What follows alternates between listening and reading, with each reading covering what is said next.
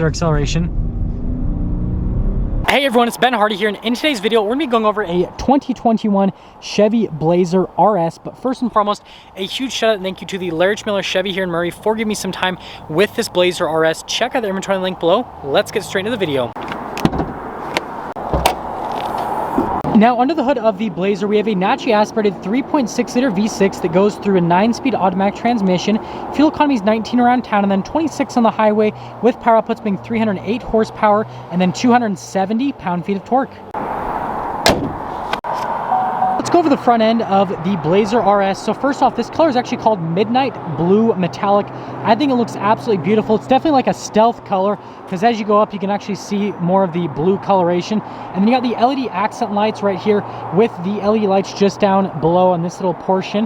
Got the RS logo, you got the blacked out Chevy bow tie. Notice how the whole front end has also been blacked out as part of this RS package. But yeah, other than that, there is the front end, and I am in love with this paint color. Now, coming around the side here, we've got two 65mm tires wrapped around 21-inch wheels in the front and over in the rear as well. And then there also have been completely blacked out as part of this RS package. And I think they contrast nicely to the midnight blue paint, which, I mean, if you look at it from like a far distance, it almost looks like black. That's why I love this color so much. It's just such a stealth color. But anyways, other than that, notice that the kind of like fender flare area-ish, whatever you want to call it, because it's, well, it actually is technically a fender flare because it's its own separate piece. That's just body painted. So are the mirrors. Then you got the blacked out Blazer logo, which is kind of hard to see there on the side. But there is your full side view.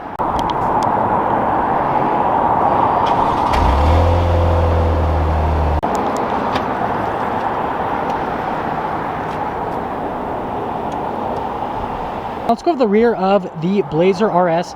So first off, we've got our little floor mats here in this little area, and then you actually do get a covering that goes all the way up onto the back of the seats, so that when you pull this little thing and fold down the seats, you still get a covering over the seats. So obviously protects them, keeps them nice, all that kind of stuff. But yeah, other than that, it's a decent sized rear end. And again, this is kind of like the similar size to like a Toyota RAV4, Honda CR-V, kind of like that similar-ish size category.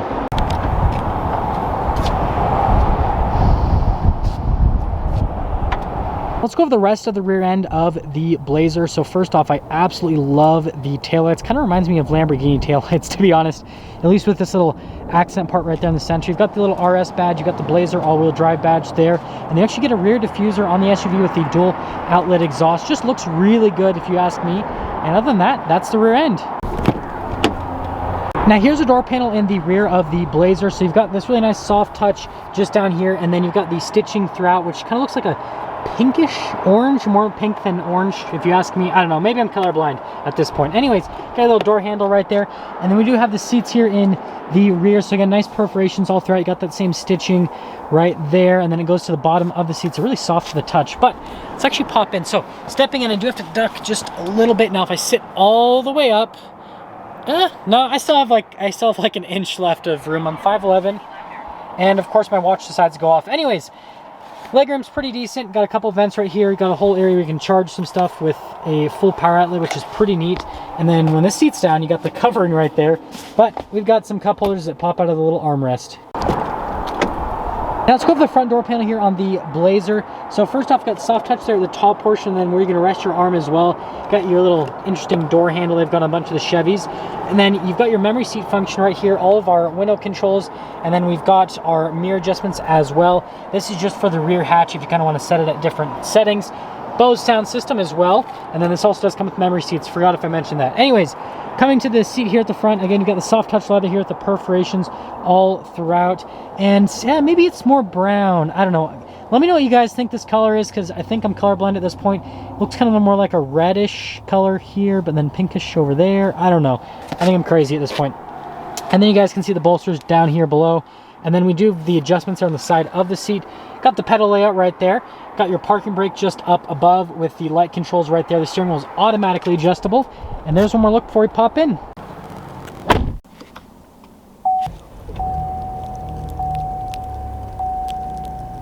Now here's the steering wheel in the Blazer RS. So first off, got soft touch leather all around the steering wheel, and then you've got that same stitching that I seem to not be able to pick out the color on it. Looks pink here. Anyways, got your controls for the center stack, your voice command phone controls, blacked out Chevy bow tie, and then you got the heated steering wheel control over here with the collision assistance, then your cruise control. Got little stock right there for the turn signal, and then the other side you've got your windshield wiper stock, and that's all for the steering wheel. Now here in the center we do have a couple different gauges, so you've kind of got like a mix between analog and then screens with the gauges, which is kind of weird because it's like these gauges are like half and half, which I don't know, definitely different.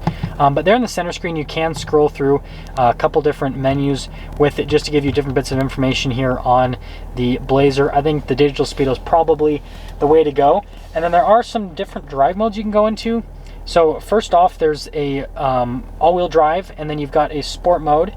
And then after the sport mode, you've got your off-road mode, and then after that you do have a tow mode as well, and then you can twist it and it'll take you all the way back to two-wheel drive mode. I'll show you guys the dial shifter in a second, but yeah, you can switch between the two-wheel drive and the four-wheel drive, which is nice because you can save on fuel economy that way. Now here's the center infotainment system for the Blazer. First off, we pop into reverse. You got the backup camera that has trajectory lines. They turn with the steering wheel. You do get a bird's eye view, and then you can press through all the different menus to go through all the different viewpoints. If you guys have seen any of my truck reviews, then you know that this is the same camera system they have on Chevy's trucks, and then you can zoom in on the receiver hitch if you do want to hook up to a trailer.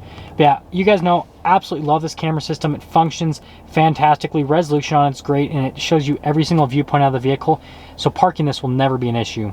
Now as for the rest of the infotainment system, response time on the screen is really solid, and I feel like it's just a nice integration here onto the dash. I feel like it just, this whole like setup right here looks pretty good, but it does come with Android Auto and Apple CarPlay, and then you've got some analog shortcut buttons right there below it, and then beside it you've got the button for the glove box and then your stability control. So like, choose wisely. You're either going to turn off your traction control or you're going to open up the glove box. That'd be funny, like you're like, oh quick, on turn off the traction control, and then that pops down. But anyways, got your hazard light buttons here, and then your auto stop, start to turn that on or off, and that's kind of like that section.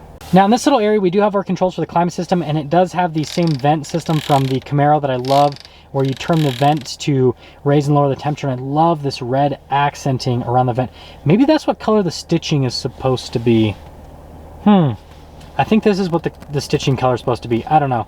Let me know in the comment section below. Again, heated and ventilated seats come with this, and then you got some USBs just down that little area, and then you got nice soft touch and stitching just up above it. Wireless phone charger just down here. Got the shifter for the 9-speed automatic. It does have a low range. Couple cup holders, and then here is that drive mode select that I was telling you guys about. So next to it you've got your parking brakes and then your lane departure assistance. You can twist it either way for the different drive modes.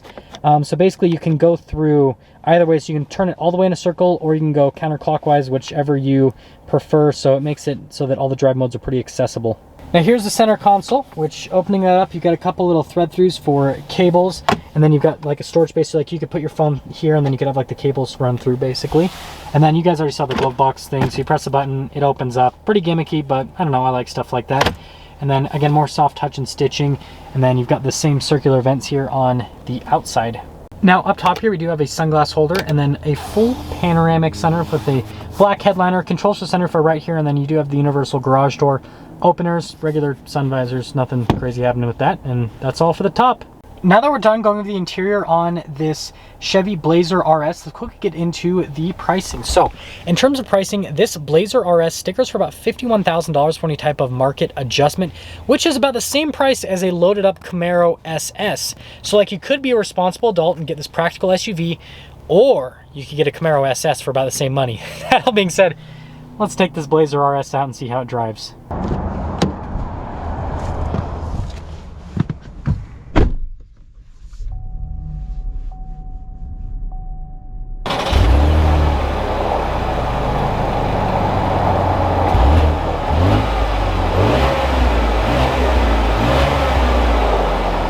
Let's talk about visibility before we set off here in this Blazer RS. So first off, visibility over the hood, pretty typical for the segment. It's not any better or any worse. So yeah, pretty much the same as any other vehicle in segment. There's your visibility through both of the mirrors.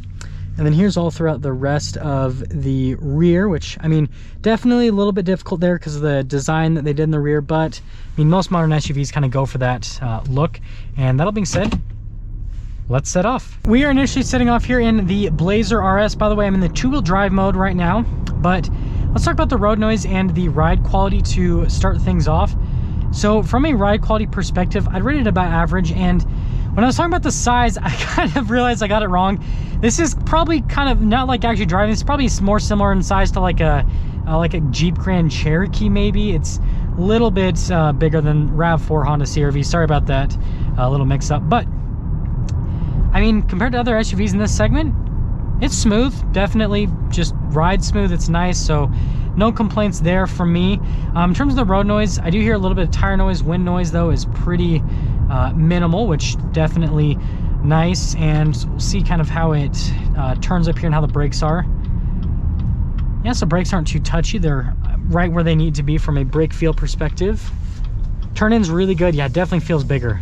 Definitely feels bigger. And I just drove the Trailblazer today, which is kind of like the baby version of this, and you can definitely feel the size difference between them. Like, this feels significantly bigger than the Trailblazer. The Trailblazer kind of has that like small zippy SUV feel, whereas this has a more substantial feel to it. So it definitely is going to give you kind of more of a luxury drive, just because there's more vehicle, but it is a little bit bigger. So you definitely take that into account. But we're going to begin our acceleration here, and of course we get stuck behind a Prius. I don't know why they're going in the exact same direction I'm going. Suspicious. But anyways, let's get our acceleration. By the way, that was in the sport mode, which puts it into all-wheel drive. I actually want to throw it back into the two-wheel drive mode to see kind of how it performs different from an acceleration standpoint. Okay, there we go. Now we're in two-wheel drive mode. I'm going to slow down quite a bit here. I mean, we got plenty of slowing down to do because we got a Prius in front of us, guys. Okay, let's see how the two-wheel drive feels. Ooh. Yeah, kind of felt a little bit torque steery, which is kind of interesting. A little bit weird. The all-wheel drive mode didn't feel it whatsoever. I'm gonna go back to, I know I'm kind of like playing with this, but again, it shows you the all-wheel drive modes on the fly, but I just really want to see kind of how this does with the two different. Yeah, the all-wheel drive feels a lot better. You don't get that same like torque steer feeling through the steering wheel. But I mean, if you're not going to be flooring it hardcore, you're really not going to notice. It's just when you are on the throttle really hard that you're going to feel that torque steer. And that'll actually get me into setting things up with this Blazer. So I know that the Blazer's taken a lot of heat. Get it? Blazer. Anyways, because of the name, right? They're using the Blazer name, and this is just like your basic mommy mall crawler modern SUV. I get it. But if you take the name away and you just look at this for what it is, it's got really good tech. The styling, I think, looks really cool. I get it. It doesn't have the same old school retro styling, but again, take away the Blazer name. I think it's a cool modern design on the outside. I love the color on this particular one. And then from an interior perspective, I like the material use on the interior. I like all the stitching on the dash, all that stuff. And then from the technology standpoint, the camera system's fantastic. It's got tons of safety tech. The touchscreen works really well. It's nice, it's practical.